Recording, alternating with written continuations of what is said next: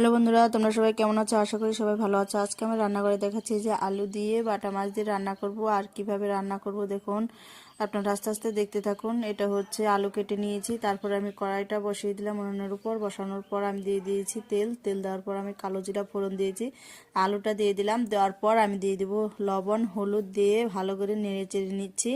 নেড়ে চেড়ে নেওয়ার পর এই যে দেখুন, এইখানে দিয়ে দিব হচ্ছে টমেটো, 2টা টমেটো দিয়েছি। দিয়ে সুন্দরভাবে নেড়ে চেড়ে নেব। এখানে দিয়ে দিব আদা বাটাটা দিয়ে আমি জল দিয়ে দিব। ভালো করে কষানো হয়ে এসছে, তারপর জল দেওয়ার পরে বেশ করে ফুটবে যখন, তখন দিয়ে দেবো কয়েকটা লঙ্কা দেওয়ার পর এই যে দেখুন বড় মটরশুঁটি শাক দিয়ে আজকে তরকারিটা রান্না করব বাটা মাছ দিয়ে। আর এই যে দেখুন দিয়ে দিলাম, তো সিদ্ধ হচ্ছে। তারপরে দিয়ে দিব মাছগুলো দিয়ে আমি বেশ করে 2 মিনিটের মতো জাল দিয়ে নেব। তারপরে এটাকে আমি নামিয়ে নিব।